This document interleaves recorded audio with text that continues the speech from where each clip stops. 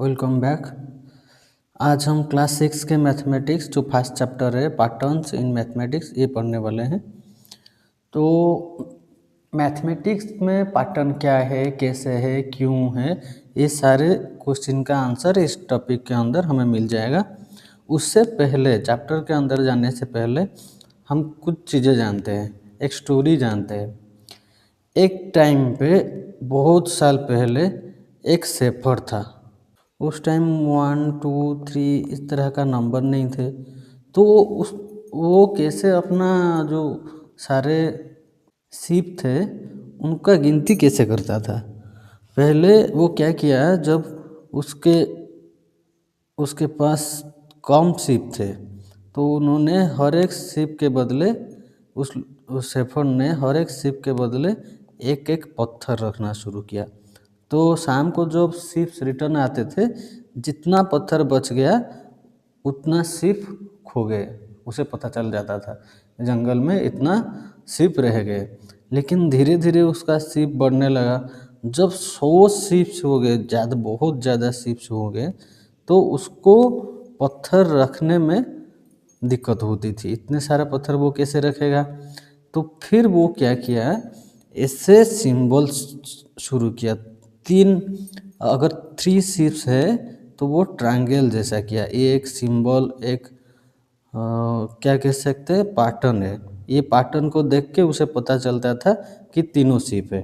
फिर ऐसा पैटर्न किया, 4 पत्थर को मिला के ऐसे पैटर्न बनाया, और इस पैटर्न को देख के वो बोल सकता था कि मेरे पास 4 सीप्स है। यहीं से शुरुआत हुई पैटर्न की मैथमेटिक्स में। यहीं से मैथमेटिक्स में पैटर्न की शुरुआत हुई है। फिर आते हैं चैप्टर के अंदर, mathematics. What is mathematics? Mathematics क्या है? तो लोग हमेशा मैथमेटिक्स को क्या समझते हैं? मैथमेटिक्स को लोग और बच्चे कैलकुलेशन समझते हैं। जहाँ पे भी कैलकुलेशन दिखते हैं वो उनको लगता है यही मैथमेटिक्स है। जो प्लस माइनस मल्टीप्लिकेशन डिवीजन इस तरह का जब कैलकुलेशन देखते हैं बच्चे सोचते हैं यही मैथमेटिक्स है। फिर ये क्या करते हैं, ये क्या करता है, लोगों के मन में मैथमेटिक्स को लेकर डर पैदा करता है। लेकिन सच तो ये है कि मैथ सिर्फ कैलकुलेशन नहीं है, बल्कि पैटर्न की खोज है। मैथमेटिक्स क्या है? पैटर्न जो है, पैटर्न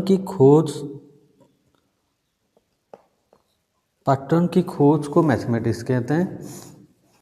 जैसे एक आर्टिस्ट कैनवास पर पेंटिंग बनाता है, वैसे ही नेचर हर जगह पैटर्न्स बनाती है।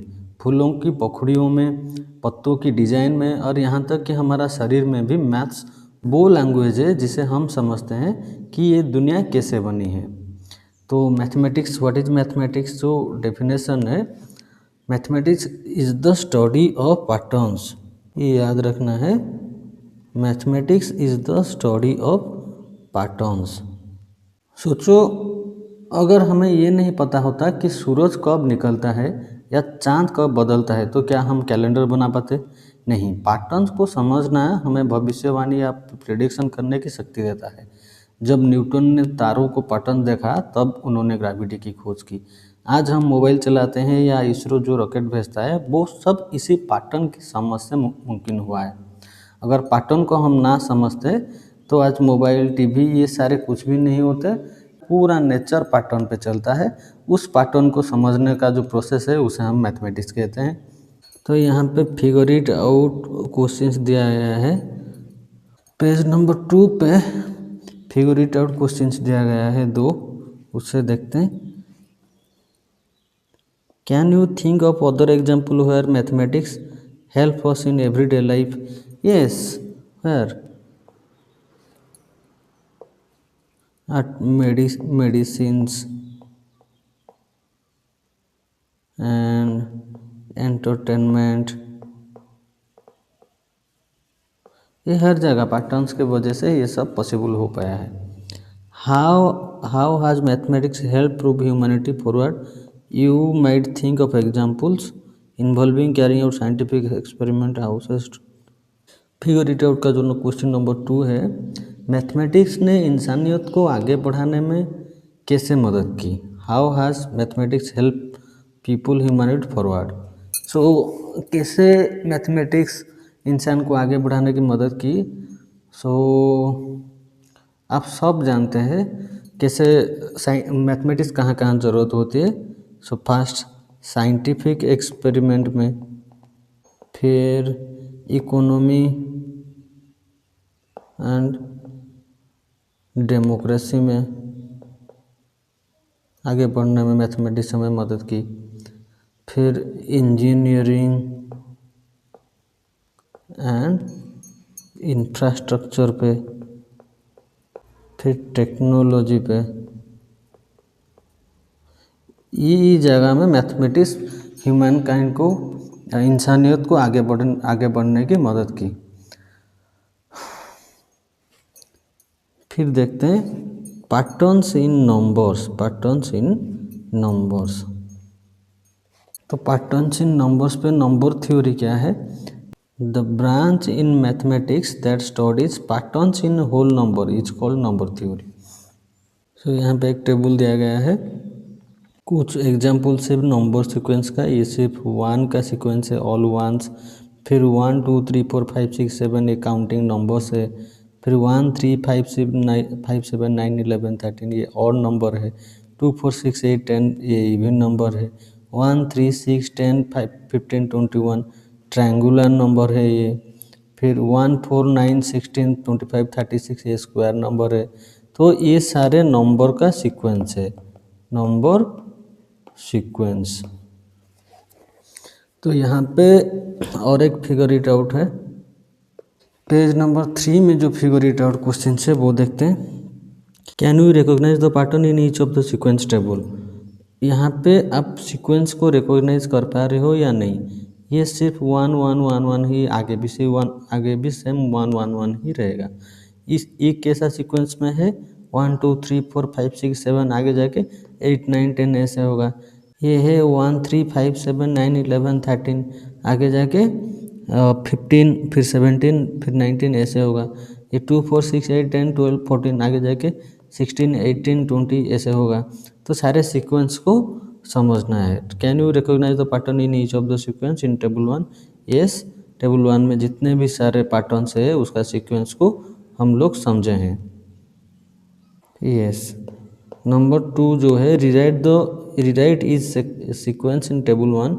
टेबल 1 में जो सीक्वेंस है उसे दोबारा लिखना है along with next 3 numbers in each sequence. जो सीक्वेंस है उससे आगे 3 नंबर लिखना है। तो यहाँ पे 1 1 करके है, इससे आगे भी 1 होगा। ये सिर्फ ऑल वंस है, तो ये 7 तक है। इसका आगे 8 9 10, फिर 8 9 10, फिर 1 3 5 11 13 तक गया, ये 15 17 फिर 19 ऐसे। तो कौन सा सीक्वेंस में आगे बढ़ रहा है, फिर वही सीक्वेंस अप्लाई करके 3 नंबर लिखना है उससे आगे। ये टेबल को इधर लिखना है, आगे 3 नंबर आगे करके। अब देखेंगे विजुअलाइजिंग नंबर सीक्वेंस। किसी नंबर में जो सीक्वेंस होता है उसे कैसे हम विजुअलाइज कर पाएंगे। जैसे आपकी स्कूल के असेंबली में बच्चे एक लाइन में खड़े रहते हैं, वैसे ही नंबर की भी अपनी लाइन होती है। ऐसे अपने आप लिख नहीं देंगे ना आप 1 2 3 4 5 6 7 के बाद 10 उसके बाद 12 ऐसे नहीं लिख सकते, एक सीक्वेंस में लिखना होता है। इस लाइन को हम सीक्वेंस कहते हैं। हर सीक्वेंस का एक सीक्रेट रूल होता है, जैसे कि इधर 1 2 3 4 वो एक एक आगे बढ़ता जा रहा है, ये इसका सीक्रेट रूल है। जैसे और नंबर 1 3 5 7 तो कितना बढ़ रहा है आगे, 2 बढ़ रहा है, ये इसका सीक्रेट रूल है। इन पैटर्न्स को स्टडी करना ही नंबर थ्योरी कहते हैं। ये जो पैटर्न्स है, इस जो सीक्वेंस में है, सीक्रेट रूल में है, इसे स्टडी करने को क्या कहते हैं, नंबर थ्योरी कहते हैं। उसका डेफिनेशन पीछे मैंने लिख दिया हूँ। Branch of mathematics that studies patterns in whole number is called number theory. यहाँ पे टेबल 1 जो दिया था हम लोग देखें, ये टेबल 1 है। टेबल 1 पे किस तरह सीक्वेंस है, सीक्रेट रूल है, वो हमें पता चला। ये टेबल 2 है, pictorial representation of number sequence. तो पहले जो 1111 एक नंबर सीक्वेंस है तो उसका सिर्फ एक ही डॉट है। फिर आगे बढ़ता जा रहे 1 2 3 4 तो उसमें एक एक बढ़ रहा है, तो ये पिक्चोरियल रिप्रेजेंटेशन है। 4 मतलब 4 डॉट, 5 मतलब 5 डॉट, ये ऑड नंबर का पिक्चोरियल रिप्रेजेंटेशन 1 3 5 7 दो दो बढ़ रहा है।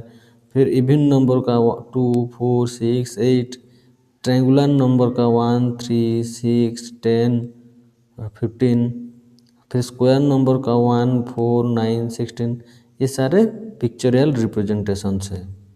पेज नंबर 5 पे जो फिगरेटेड क्वेश्चन है वो सॉल्व करते हैं। Copy the pictorial representation of the number sequence in table 2 in the notebook and draw the next picture for each sequence. So ये टेबल को ड्रॉ करना है, फिर आगे उसके सीक्वेंस को आगे बढ़ा के पिक्चोरियल रिप्रेजेंटेशन करना है। तो पहले जो सीक्वेंस था वो क्या 1 1 1 1 ऐसे करके बढ़ा है, वो उसे आगे बढ़ेगा तो वो सिर्फ 1 ही होगा। तो यहाँ पे आगे बढ़ा के ये टेबल यहाँ तक आया है, फिर इधर 1 करके एक डॉट दे देना है, तो ऑल वंस। फिर ये जो टेबल है 1 2 3 4 5, इधर कितना होगा 1 2 1 2 3 4 5 6, नीचे 6 लिख देना। ये 1 3 5 7 9, तो इधर 11 होगा, ऊपर 5 नीचे 6 और नीचे 11 लिख देना। इस तरह आगे बढ़ा के सीक्वेंस जैसा है वैसा आगे बढ़ा के उसका पिक्चोरियल रिप्रेजेंटेशन करना है। तो एक नंबर गया। नंबर 2 जो है why are 1 3 6 10 5 call triangular numbers, why 1 4 9 16 25 call square numbers, why are 1 8 27 65 25 called cubes.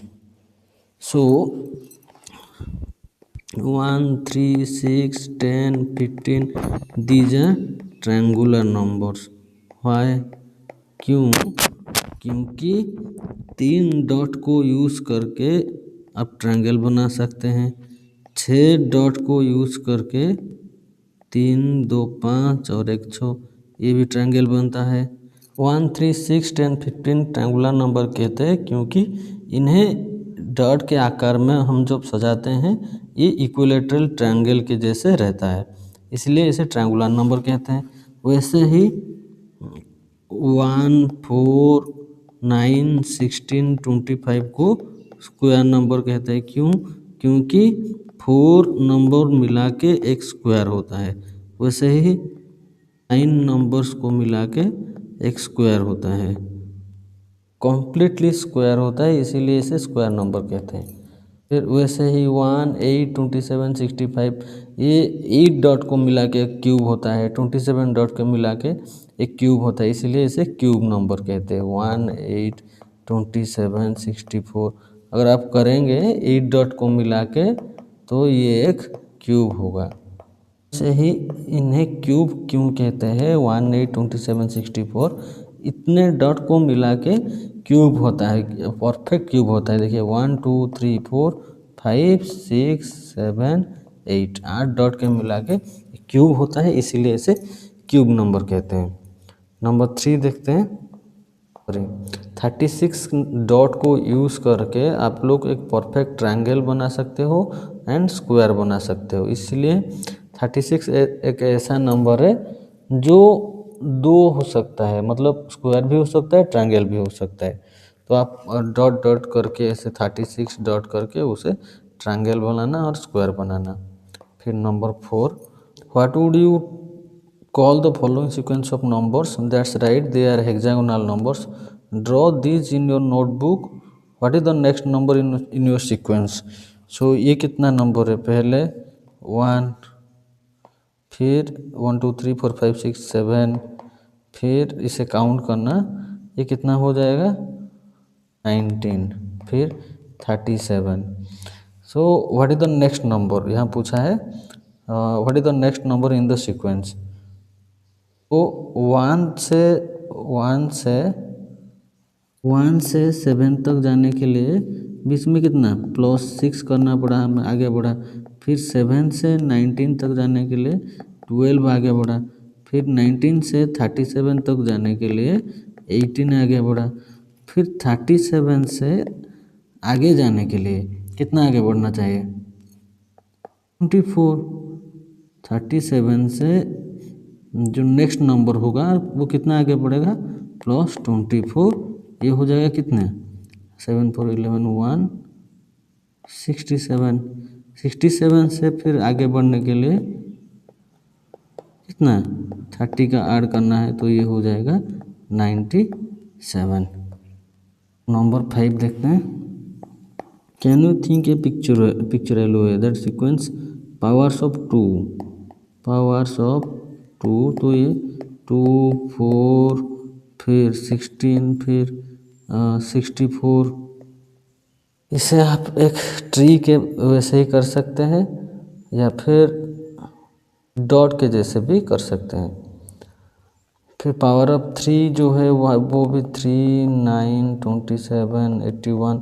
इसे भी आप एक ट्री के जैसे कर सकते हैं या फिर डॉट के हिसाब से कर सकते हैं। फिर देखते हैं रिलेशन अमंग नंबर सीक्वेंस।